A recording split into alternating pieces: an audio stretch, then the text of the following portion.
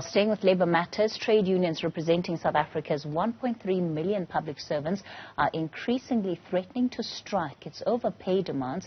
The last public sector strike occurred in 2010. That paralysed schools and hospitals for 20 days. Labour consultant Tony Healy is in studio with me tonight. Tony, it's always a pleasure. In many ways, it feels like we are building up to what is going to be a significant moment in our public service if nothing is done to ensure that a strike does not happen, because these are not happy workers at all.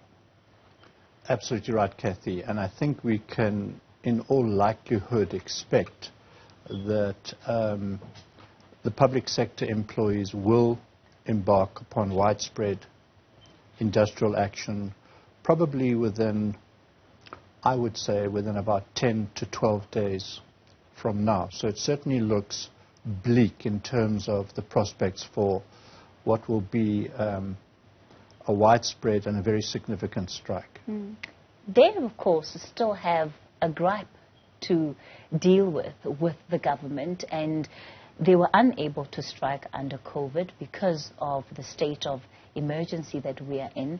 That has changed. Do you think that this is going to be the culmination of that frustration as well?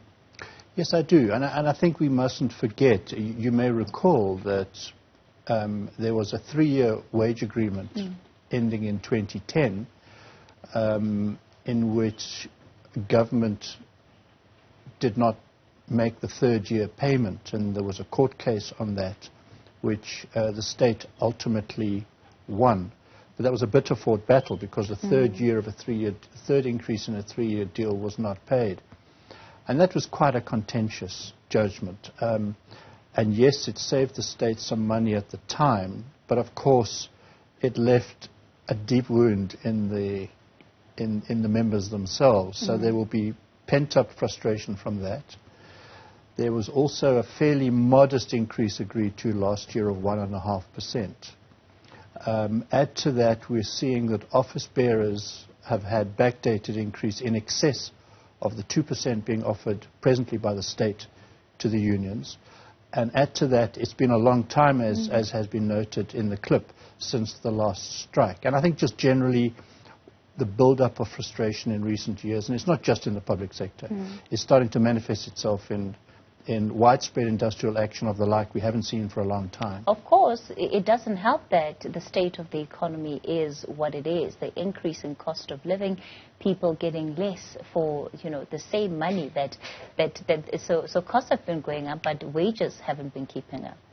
That's right, and we can quote CPI being, if you like, 5.9%, but many employees would say their basket of goods is not a 5.9% CPI, because they spend more on transport and food perhaps than others do, and therefore their CPI is much higher, and they're seeing their purchasing power over time decreasing.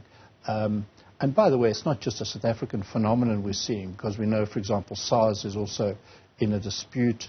There are a number of other private sectors, which are areas of the private sector, which are also in the throes of potential industrial action. But even internationally we're seeing it, the kind of extent of widespread industrial action that we haven't seen for quite some time. Tony, when we think about the way that industrial action or strikes in this country take place, there is a conversation to be had about how we do things differently and some of the lessons we learn from these repetitive cycles. And one just has to recall the SCom matter that took place a couple of months ago. This country was brought to stage 6 load shedding for over a week, a situation that we actually cannot afford. Only for SCom to then turn around and come to the table in as far as meeting what was, or putting up an offer that was acceptable to the employees. Now, that is a situation we don't want to see happening in the public sector. But do you get a sense that those that manage these negotiations, including the ministers that are in charge of these departments, approach it with that sense of what is the cost to the country of not negotiating in a process that workers find to be of good faith? Well, that's a really valid point, because we saw in the SCom strike, we must remember that the SCom strike was an unprotected, unlawful strike, so to speak. So that means, for example, those strikers could have been dismissed, and could have been dismissed fairly, for participating in the strike in the first place as essential service workers. But they weren't, and the reason they weren't is because of exactly that. They were so essential. SCom understood that they can't just have widespread dismissals, because they'd have to ultimately re-employ these workers. And of course, they essentially capitulated. Now, it'll be interesting to see what happens in this particular public sector wage dispute, whether similarly we will see a capitulation in the event of there being a strike, especially a protracted strike, because there's no doubt it will have a significant impact on the country. And if the state does capitulate, that would fly in the face of the austerity measures that they have given themselves and others to correct the balance sheet in the Treasury. But I don't anticipate they will. But I think what we probably can expect is that there will ultimately be a wage agreement above the current 2% being offered by the state. Is then protest the only solution that is on the table for workers to pursue in order to change the mind of employers? I mean, is that just how the cookie crumbles, Tony?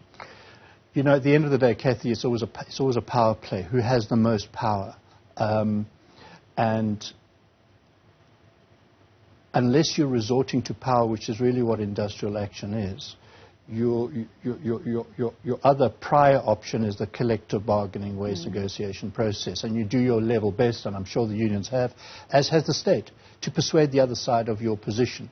But in the event that you don't have the compromise you seek and need, then both parties, in this case the unions, have the right to exercise their power in the form of protected strike action. All right, Tony Healy, we're going to leave it there for tonight. We'll be watching then the next couple of weeks closely. You heard there, he thinks in 2 weeks' time we're likely to begin to see industrial action.